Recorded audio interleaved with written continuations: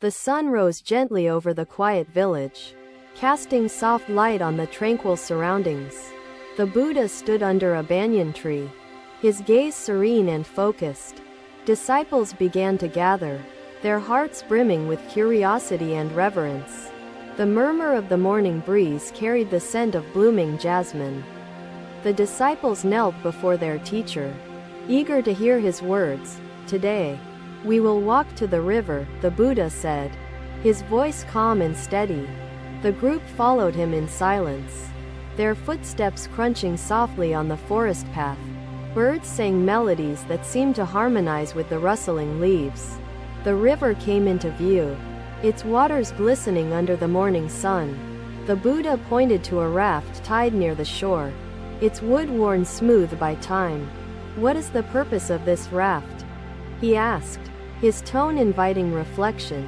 "It helps us cross the river," Ananda answered, his voice filled with certainty. The Buddha smiled but said nothing, allowing the moment to linger. "What will you do with the raft after reaching the far shore?" he continued, his eyes scanning the group. "We would leave it behind," Sariputta replied thoughtfully. "Carrying it further would be unnecessary and burdensome. Earn with honesty and generosity, and use resources wisely to serve not attachment but the liberation of yourself and others." Dhanapala felt the stirrings of realization as he contemplated the detachment the Buddha spoke of. With such clarity, knowledge is the raft that carries us across. The disciples listened intently, their minds absorbing every word like thirsty soil receiving rain. "But once you have crossed the river, do not cling to the raft," the Buddha continued. "It becomes a hindrance then." His words hung in the air, heavy with meaning, yet light enough to inspire reflection. The disciples exchanged glances, their expressions a blend of understanding and curiosity. "Blessed One," he said with newfound humility, "I wish to walk the middle path and use my wealth for the benefit of all." The Buddha's smile reflected his approval, yet he offered a final teaching to solidify Dhanapala's resolve. "Embrace the unknown, for that is where wisdom resides." A fish leapt from the water, its scales catching the sunlight like a burst of silver. Dhanapala bowed deeply, his spirit lighter, his mind free from the chains of fear and greed. Under the banyan tree, the Buddha continued his teachings, the sound of his voice harmonizing with the rustling leaves. "Does it cling to the water it leaves behind, or fear the water ahead?" His question was met with thoughtful silence, each disciple lost in their own reflections. "Life flows like this river," the Buddha continued, his gaze fixed on the moving waters. "To resist its current is to invite suffering." The disciples nodded, the metaphor weaving itself seamlessly into their understanding. The Buddha turned to face them, his expression both compassionate and firm. "To learn is to journey across the river of ignorance," he said. "But learning does not end at the shore." He gestured to the trees on the far side of the river, their leaves shimmering in the sunlight. "The far shore holds new lessons, new challenges, and new opportunities for growth," he said. A gentle breeze stirred the air, carrying the scent of water and earth. Dhanapala, listening intently among the disciples, felt affirmed in his decision to walk the middle path. The Buddha shared a parable to illustrate his teachings, speaking of a farmer who hoarded grain, fearing famine. For wisdom is not a destination, but a journey. The disciples bowed deeply, their hearts swelling with gratitude and newfound understanding. The group sat by the riverbank, the Buddha's presence a calming force amidst the flowing waters. He picked up a smooth pebble and held it aloft. "This pebble did not become smooth by clinging to one place," he said. "It became smooth by journeying with the river, by embracing the unknown and letting go of resistance," he explained. The pebble glinted in the sunlight, a testament to the power of transformation through surrender. The Buddha placed the pebble back on the ground, his actions as deliberate as his words. so too must you let the current of life shape you, he said. Resist the urge to cling. A child appeared on the opposite shore, waving to the group with unabashed joy. The disciples smiled, their hearts lightened by the simple act of connection. Even the child understands the value of letting go, the Buddha said. His tone gentle yet instructive. See how easily he waves. Unburdened by fear or doubt, he continued. Such is the essence of wisdom. The disciples reflected deeply, their minds turning over the lessons like the river turns over stones. If a burden is unseen, Ananda, it cannot be shared, Buddha said. Speak your struggles, and hearts will respond openly. It waits patiently, neither rushing nor resisting, and finds sustenance in the moment. The disciples watched the heron, their awareness sharpened by the Buddha's guidance. Patience and presence are the companions of wisdom, he said. Cultivate them as you journey through life. The sun climbed higher in the sky, its warmth spreading across the landscape. The disciples felt its rays on their faces, a physical reminder of the light within. Let the sun illuminate not just your path, but also your mind, the Buddha said. To walk the path of wisdom is to walk with humility and openness, he continued. Do not fear mistakes. A dragonfly hovered nearby, its wings catching the light in iridescent flashes. Even the dragonfly stumbles before it finds its balance, the Buddha remarked. The disciples smiled, their spirits buoyed by the Buddha's encouragement. Mistakes are not failures, he said. They are stepping stones on the path to understanding. A ripple of agreement passed through the group, their hearts united in shared resolve. The Buddha rose, his movements as fluid as the river itself. Let us return, he said, his voice as steady as the ground beneath their feet. The group followed him, their steps lighter, their minds freer, their hearts fuller. Envy consumes me. The Buddha's gaze was serene, his presence radiating calm and clarity, inviting Kashema to pour forth his troubled thoughts. As they reached the banyan tree once more, the Buddha turned to face them. Remember, he said, the true path to wisdom lies not in knowing, but in learning to not know. The disciples bowed deeply, their spirits lifted by the weightlessness of understanding. The banyan tree stood witness, its roots anchoring the teachings in the soil of time. The Buddha continued, just as a leaf thrives through sunlight, rain, and the nourishment of the tree, wealth depends on many contributors. Kashema nodded, absorbing the metaphor as his thoughts began to shift toward understanding interdependence. The morning light filtered through the leaves, dancing patterns on the earth where the disciples knelt. The Buddha sat calmly before them, holding an old clay vessel, its surface cracked and weathered by time. Today, the Buddha began, his voice soft yet resolute.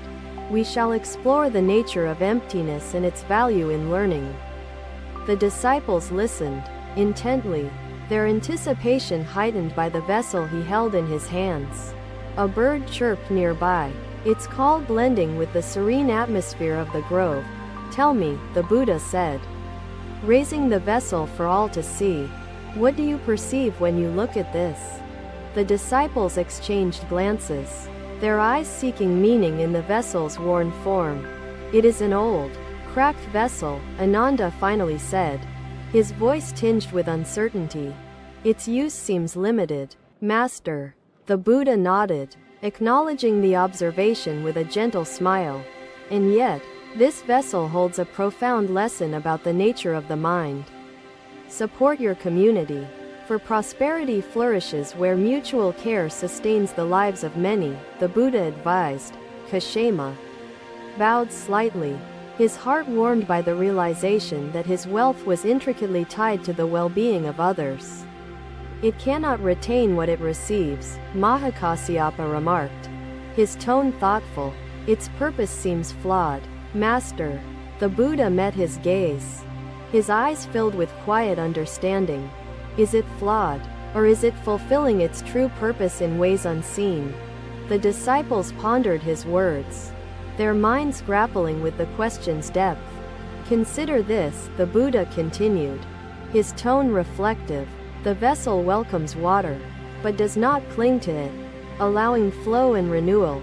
The disciples gathered around the banyan tree absorbed the lessons within the story and reflected upon their own lives. The Buddha concluded the tale with gentle wisdom. Generosity creates bonds that shield us from the storms of life. Unlike the isolation of selfishness, it thrives in openness, not in clinging. A gentle breeze stirred the air, carrying with it the fresh scent of blooming flowers, amplifying the stillness of the moment. Kashema, every grain in your harvest owes its existence to forces beyond your own hands, the Buddha reminded him. He added, honor these forces with gratitude and use your harvest wisely to nurture and support others in their time of need. An empty vessel can hold anything, the Buddha continued, his voice resonating with clarity. But a vessel full of assumptions holds nothing new. The disciples absorbed his teaching, their thoughts like ripples spreading outward in a pond. The Buddha picked up a fallen leaf, its surface delicate yet intricate. This leaf offers another lesson, he said, holding it for all to see. Its veins carry life, yet they themselves are empty of substance. The Buddha nodded, his presence serene, his wisdom flowing like the river that nourished the land. The banyan tree bore witness to yet another moment of enlightenment, as the Buddha's teachings illuminated the hearts of his disciples. In this lies its true power. A squirrel darted past, stopping briefly to nibble on a nut, its actions drawing smiles from the disciples. Even this creature, the Buddha said, gesturing toward the squirrel, is a vessel for the instincts and lessons of life. The disciples watched the squirrel scamper away, its fleeting presence a reminder of life's transient nature. The Buddha poured more water into the vessel, watching as it seeped through the cracks. What remains? He asked, his gaze sweeping over the group.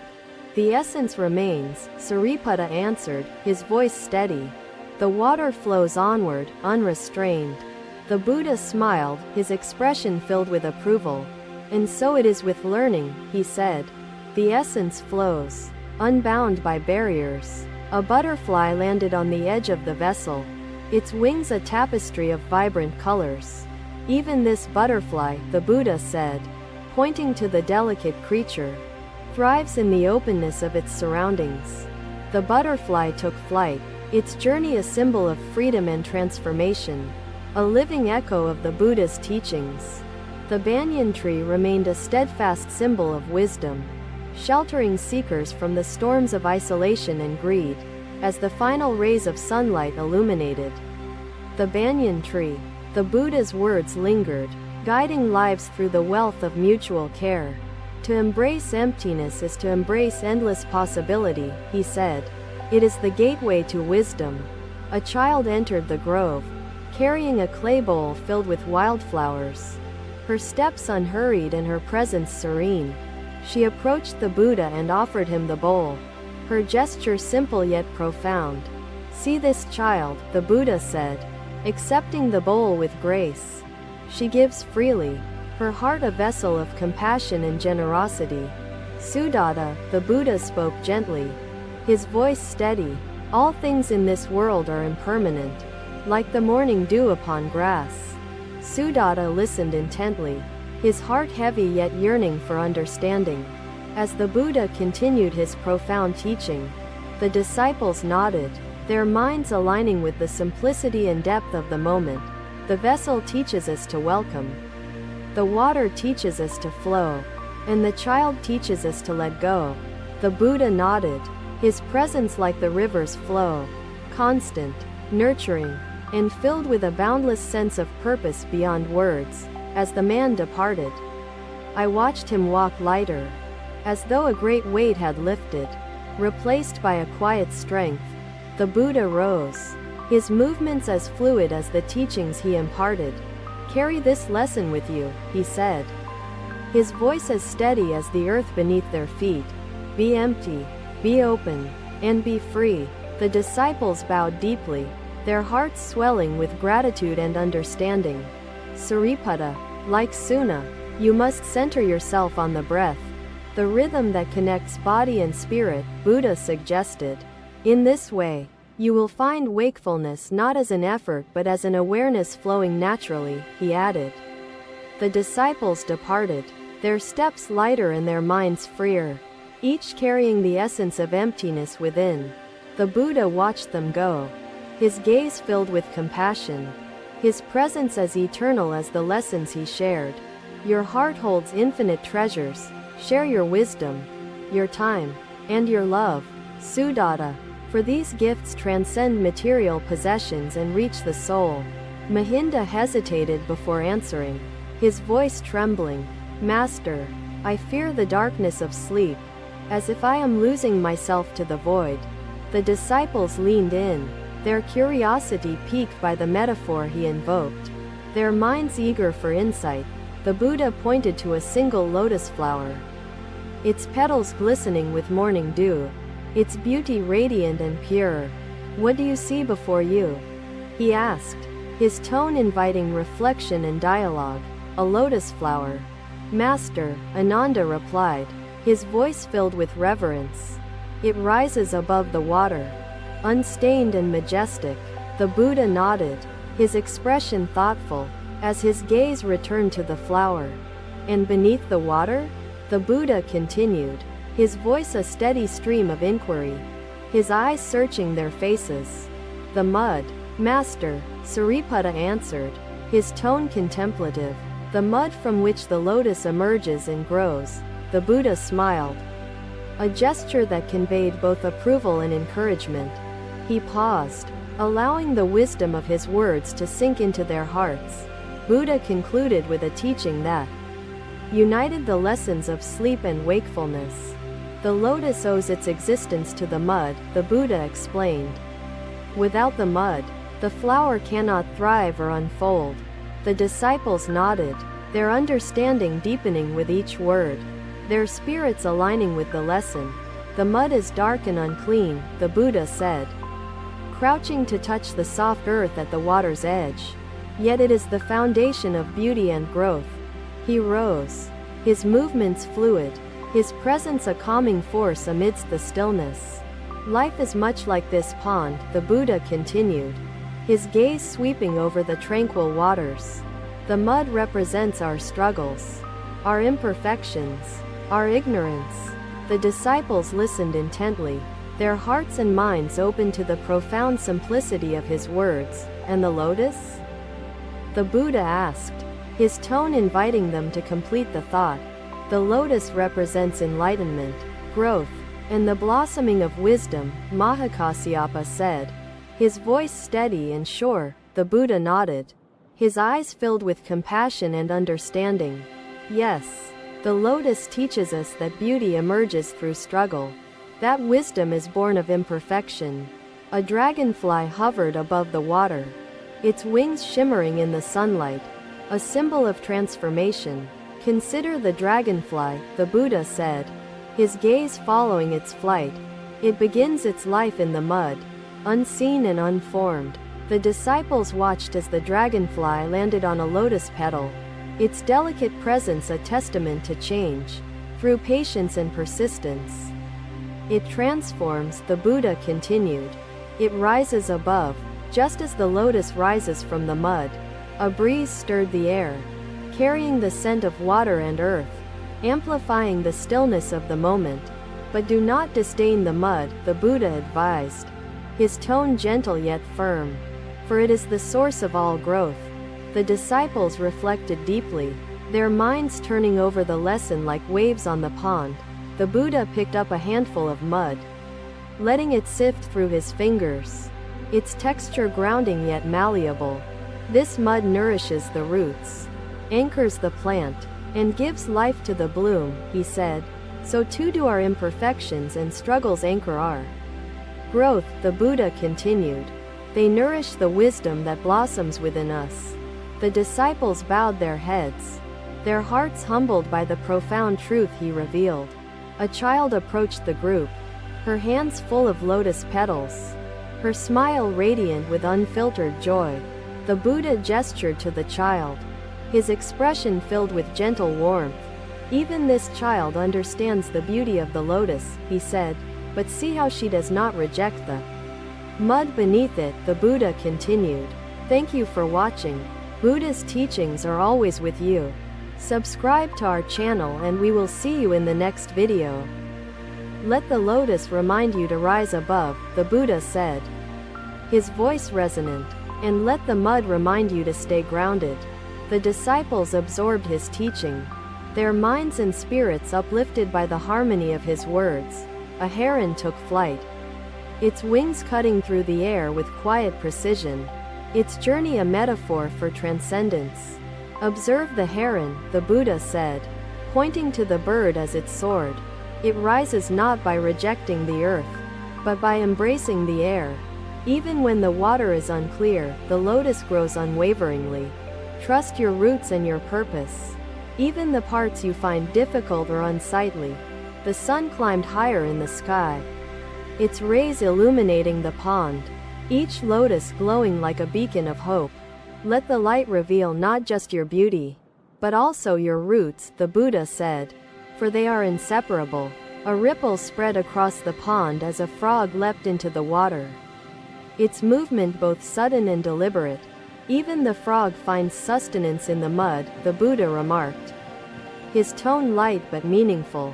"Do not fear what lies below," he advised, "for it is the foundation that supports all that rises above." The disciples bowed deeply, their gratitude and understanding reflected in their expressions. The Buddha turned to face the pond once more, his gaze contemplative and serene. "The path to wisdom is not a rejection of struggle," he said. "It is an embrace of it. These petals open gradually, unfolding with time. So does discernment reveal clarity through persistent effort." The Buddha walked away from the pond, his footsteps light yet purposeful, his presence as eternal as the lessons he imparted. The disciples followed, their steps guided by a newfound understanding, their minds open and free. "Do not welcome chaos, Ananda. Embrace what nurtures growth while remaining untainted. Like the lotus amidst the mud," he added, "balance is the key. Engage with the world without losing yourself within it, rising toward clarity with intention." Thank you for watching. Buddha's teachings are always with you. Subscribe to our channel and we will see you in the next video.